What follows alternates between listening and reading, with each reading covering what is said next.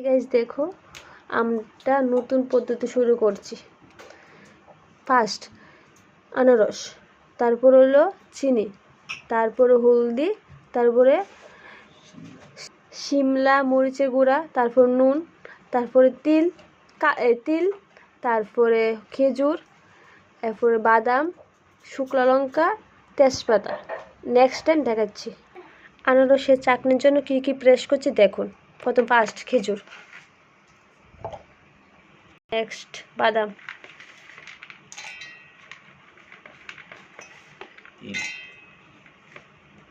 তারপরে তিল,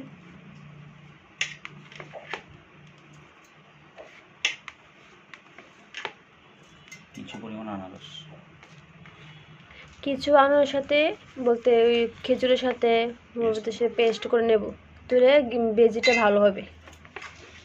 দেখুন পেস্ট রেডি হয়ে গিয়েছে। এখন শুরু হবে কড়াইতে, দেখাচ্ছি, তোমরা লাস্ট সময় তো দেখতে থাকো। ফার্স্টের থেকে তেল দিচ্ছে, হালকা করে তেল দেবে। তারপর নেক্সট পদ্ধতি আছে, দেখো সর্ষে চামচ দেওয়া হচ্ছে।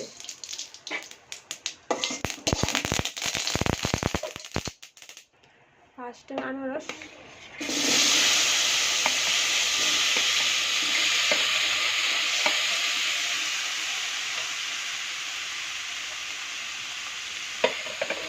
শুকনো লঙ্কা,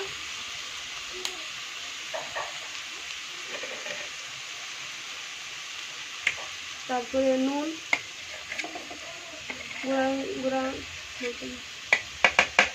হলদি দিয়ে দিলে, তারপর নাড়িয়ে চাড়িয়ে একটু রেখে দেবো। দেখে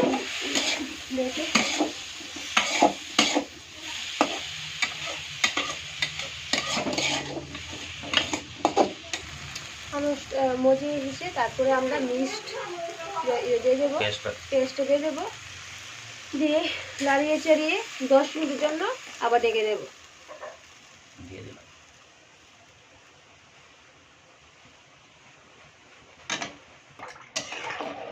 আমরা ডেকে দেবো 10 মিনিটের জন্য।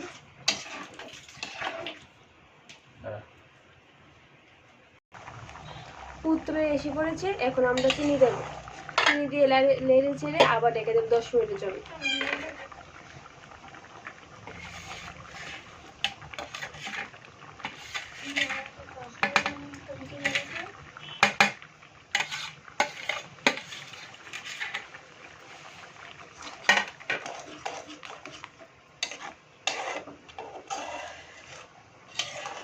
সেই স্বাদ হবে।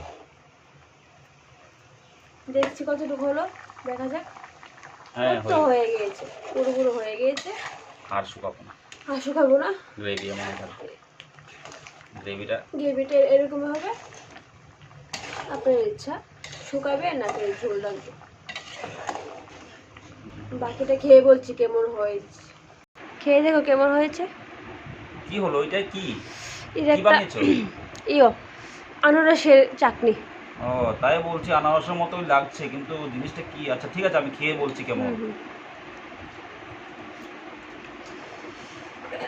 কেমন হয়েছে? সেই স্বাদ, দারুণ হয়েছে, দারুণ। ঘরোয়া পদ্ধতিতে বানিয়েছে তো, একদম দারুণ হয়েছে। আমাদের শরীরের ক্ষতি করার মতো কিছু নয়, কিন্তু এই গরমে আনারসের টক বা চাটনি, মানে কি বলবো, অতুলনীয়। একবার বানিয়ে খেয়ে দেখবেন সবাই। আপনারাও দেখুন, বানান, খান। এবং আমরাও বানিয়েছি একটু কষ্ট করে। যে বানিয়েছে ওনার জন্য সাবস্ক্রাইব, লাইক এবং শেয়ার করে দেবেন। Thank you.